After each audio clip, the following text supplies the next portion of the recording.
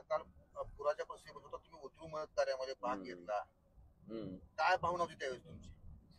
मला तुमच्या सगळ्याच्या माध्यमातून एवढंच सांगायचं की ज्यावेळेस मी आता जवळपास 2 वेळेस लोकसभेची निवडणूक आणि 1 वेळेस विधानसभेची निवडणूक लढवली. मी प्रत्येक वेळेस लोकांना निवडणुकीच्या वेळेस मतदानाच्या वेळेस आवाहन केलं होतं की बाबा, मी तुमच्या कुटुंबातला एक सदस्य आहे, तुमचा मुलगा आहे, तुमचा नातू आहे, तुमचा भाऊ आहे, असं समजून तुम्ही मला मतदान करा. आणि ते नातं मी पुढचे 5 वर्ष जोपर्यंत लोकप्रतिनिधी म्हणून राहीन तोपर्यंत लक्षात ठेवून कायमस्वरूपी तुमच्यासाठी तुमच्याच कुटुंबातला सदस्य ह्या नात्यानं उपलब्ध राहील. मला वाटतं हे जे वचन दिलं होतं ते मागच्या वेळेसची कोरोनाची आपत्ती होती त्यावेळेस मी ते तंतोतंत आम्ही पाळलं. आणि आज सुद्धा पुरातनं मला वाटतं अक्षरशः हाहाकार धाराशिव लोकसभा मतदारसंघामध्ये घातलेला आहे. तशा परिस्थितीमध्ये सुद्धा लोकांच्या अडचणीत त्यांच्याच कुटुंबातला सदस्य ह्या नात्यानं धावून जाणं मला वाटतं हे माझं कर्तव्य होतं. आणि ते कर्तव्य मी व्यक्त पार पाडलं.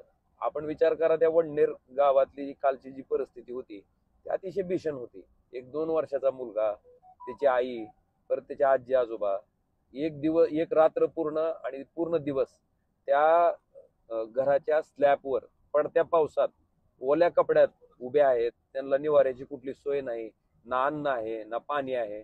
मला सांगा, अशा परिस्थितीत जर आपल्या कुटुंबातला एखादा माणूस तिथं असता तर आपण बघत बसलो असतो का? मला वाटतं हाच विचार होता. किंवा माझा मुलगा तिथं अडकला असता, माझी बायको तिथं अडकली असती तर मी गप बसलो असतो का? मला वाटतं हीच भावना ठेवून आम्ही जी एनडीआरएफच्या लोकांनी एक दावं त्या ठिकाणी झाडाच्या बुडाला बांधलं होतं. तिथं पाण्याचा प्रवाह हा फार मोठ्या प्रमाणात होता. आणि मग त्यांनी विनंती केली की ते दावं जे आहे ते सोडा.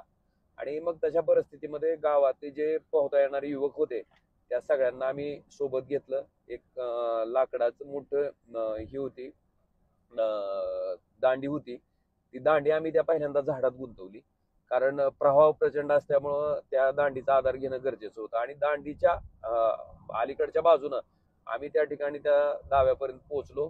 ती गाठ जी बारलेली होती ती गाठ सोडवली आणि ते दावं घेऊन परत आम्ही बाहेर आलो. आणि ते बाहेर आल्याच्या नंतर एनडीआरएफच्या जवानी तोपर्यंत त्या कुटुंबातली जे व्यक्ती होते त्यांना सगळ्यांना बोटीत घेतलं होतं. आणि ती बोट परत प्रवाहाच्या विरुद्ध दिशेने इंजिन चालू करून अलीकडे येणार होती.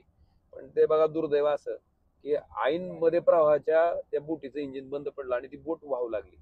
सुदैव एका गोष्टीचं होतं की तिथे एक फिल्ट्रेशन प्लांट होता, म्हणजे आपलं हे जर नसतंय का ऍक्वाचा, त्या फिल्ट्रेशन प्लांटच्या भिंतीला ती बोट त्या ठिकाणी अडकली. आणि ती अडकलेली बोट मग नंतर आम्ही सगळ्या लोकांनी त्यांच्याकडे दावे फेकले आणि दावे फेकून पुन्हा ती बोट पूर्ण ओढून आम्ही बाहेर काढली. आनंद ह्याच गोष्टीचा आहे की इंडिया